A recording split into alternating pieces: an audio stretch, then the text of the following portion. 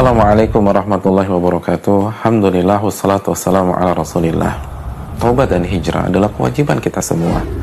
Kita diperintahkan untuk hijrah dari kemaksiatan, dari kedurhakaan, dari kesyirikan, kekufuran, kepada ketaatan, kepada kesolehan, kepada keimanan dan ketauhidan, kepada ibadah yang sesuai dengan sunnah Nabi SAW. Namun yang perlu kita ingat, hijrah itu tidak mudah.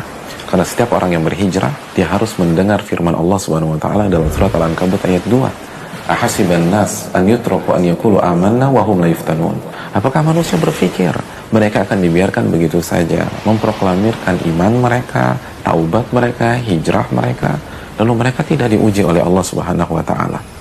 Allah akan uji kita sehingga terbukti mana yang benar-benar hijrah dan mana yang KW dalam berhijrah. Untuk bisa bertahan dalam hijrah, untuk bisa bertahan dalam ujian-ujian tersebut, kita butuh ilmu, saudaraku.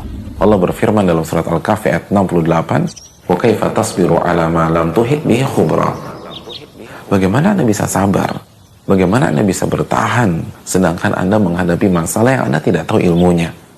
Analogi sederhana, bagaimana seseorang bisa melewati ujian fisika, kimia, matematik sedangkan dia tidak tahu ilmu tentang soal-soal tersebut. Begitu juga dengan ujian kehidupan. Gak mungkin kita bisa bertahan dalam hijrah kita kecuali dengan ilmu. Tapi ada sebuah pertanyaan. Ketika kita putuskan untuk mendatangi majelis ilmu, untuk menambah ilmu kita, ilmu apa yang harus kita prioritaskan? Bagaimana kurikulumnya? Majelis ilmu itu bagus-bagus dan sangat banyak, bahkan seringkali ada di waktu yang sama. Apa yang harus kita pelajari pertama kali? Saudaraku yang dirahmati oleh Allah Subhanahu wa taala, Al-Imam Ibnu Mubarak, seorang ulama besar, nama yang tidak asing lagi di dunia ilmu. Beliau memberikan jawabannya kepada kita, kepada orang-orang yang baru hijrah. Beliau mengatakan, "Kanu yatlubuna al-adab al-qabla al-ilm." Mereka, para sahabat, para tabi'in, ketika belajar, mereka mempelajari adab dulu sebelum mempelajari ilmu. Mereka mempelajari adab dan akhlak sebelum mereka mempelajari masalah-masalah ilmiah yang pelik, masalah-masalah ilmiah yang besar dan panjang. Mereka mempelajari adab.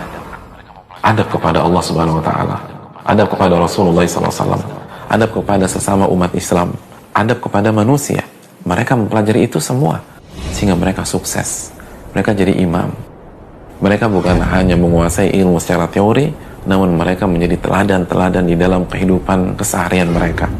Di samping kita belajar ilmu akidah, kita belajar iman, kita belajar ibadah-ibadah wajib keseharian seperti sholat 5 waktu. Materi yang harus kita kedepankan, yang harus kita prioritaskan adalah adab sebagaimana yang dikedepankan dan diprioritaskan oleh para ulama-ulama kita dari sahabat, tabi'in, dan tabi'ut tabi'in. Assalamualaikum warahmatullahi wabarakatuh.